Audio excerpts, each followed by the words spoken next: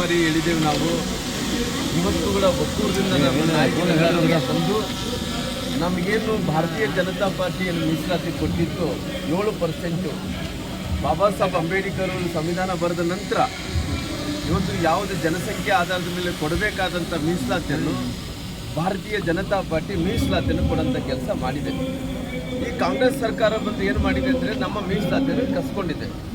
ಇವತ್ತು ಇದೆಲ್ಲ ಹೋರಾಟ ಏನಿದೆನೋ ನಮ್ಮ ಸಮುದಾಯಕ್ಕೆ ಸಿಗಬೇಕಾದಂಥ ಮೀಸಲಾತಿ ಕೊಡಬೇಕನ್ನಂಥ ಕಾರಣದಿಂದ ಇವತ್ತು ಹೋರಾಟಕ್ಕೆ ಬಂದಿದ್ವಿ. ಆದರೆ ಸರ್ಕಾರ ಮೊಂಡುತನದ ಧೋರಣೆ. ಯಾಕಂದರೆ ಯಾವ ರೀತಿಯ ಮೊಂಡುತನದ ಧೋರಣೆ ಅಂದ್ರೆ ಈಗ ಯಾರು ಭ್ರಷ್ಟಾಚಾರ ಮಾಡ್ತಾರೋ ಅವ್ರನ್ನ ಪುನಃ ಮಂತ್ರಿಗಳಾಗಿ ಮಾಡ್ತಾರ, ಯಾರು ಈ ಸಮುದಾಯದ ಹಣ ತಿಂತಾರೋ ಅವ್ರನ್ನ ಮಂತ್ರಿಗಳಾಗಿ ಮಾಡ್ತಾರ, ಈ ಸಮುದಾಯದ ಮಕ್ಕಳ ಭವಿಷ್ಯನ ಕಸ್ಕೊಂಡು ಅಂತಾರನ್ನ ಇವತ್ತು ಸಮುದಾಯದ ಮಂತ್ರಿಗಳಾಗಿ ಮಾಡ್ತಾರ. ಆದರೆ ಈ ಸಂಪ್ರದಾಯ ಎಲ್ಲಿಂದ ಬಂತು? ಈ ಸಂಪ್ರದಾಯ ಅನ್ನೋಂಥದ್ದು ಇವತ್ತಿನ ಕಾಲದಿಂದ ಬಂದಿಲ್ಲ. ಇವತ್ತು ದೇಶಕ್ಕೆ ಸ್ವಾತಂತ್ರ್ಯ ಬಂದಿರೋದು 1947ರಲ್ಲಿ ದೇಶಕ್ಕೆ ಸ್ವಾತಂತ್ರ್ಯ ಬಂದ ನಂತರ. ಮೊದಲನೇ ಭ್ರಷ್ಟಾಚಾರ ಮಾಡಿರೋಂಥದ್ದು ಕಾಂಗ್ರೆಸ್ ಪಾರ್ಟಿ. ಜವಾಹರ್ಲಾಲ್ ನೆಹರು ಅವರು ಭ್ರಷ್ಟಾಚಾರ ಪ್ರಾರಂಭ ಮಾಡ್ತಾರೆ.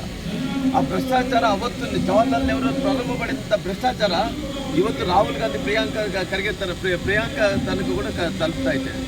ಅವತ್ತಿನಿಂದ ಇವತ್ತಿನ ತನಕ ಭ್ರಷ್ಟಾಚಾರ ಮಾಡಿ ನೋಡಿ ಈ ಕಾಂಗ್ರೆಸ್ ಪಾರ್ಟಿ ವೇಗ ಹೆಂಗಿತ್ತು, ಯಾವ ರೀತಿಯಲ್ಲಿ ವಿಮಾನ ಓಡಾಡ್ತನೋ, ವಿಮಾನ ಆ ಸ್ಪೀಡಲ್ಲಿತ್ತು. ಇವತ್ತಿನ ಕಾಂಗ್ರೆಸ್ನ ಪರಿಸ್ಥಿತಿ ಏನಿದೆ, ಎತ್ತಿನ ಗಾಡಿನ ವೇಗದಲ್ಲಿ ಹೋಗ್ತಾ ಇದೆ. ಅವತ್ತು ವಿಮಾನ ಇತ್ತು, ಇವತ್ತು ಎತ್ತಿನ ಗಾಡಿ ವೇಗದಲ್ಲಿ ಹೋಗ್ತಾ ಇದ್ರೆ ಈ ದೇಶದ ಜನರು ಇವತ್ತು ಭ್ರಷ್ಟಾಚಾರ ಆಗಬಾರ್ದು, ಭ್ರಷ್ಟಾಚಾರ ಮುಕ್ತ ಆಗಬೇಕನ್ನಂಥ ಕಾರಣದಿಂದ ಪ್ರಧಾನಮಂತ್ರಿಗೆ ಇವತ್ತು ದೇಶದಲ್ಲಿ ಅವಕಾಶವನ್ನು ಮಾಡಿಕೊಟ್ಟಿದ್ದಾರೆ. ಹಂಗಾಗಿ ಇವತ್ತು ನಮ್ಮ ಭಾರತೀಯ ಏನಿದೆನೋ ಭ್ರಷ್ಟಾಚಾರಿಗೆ ಅದು ಯಾವತ್ತೂ ಕೂಡ ಅವಕಾಶವನ್ನು ಮಾಡಿಕೊಡಲ್ಲ.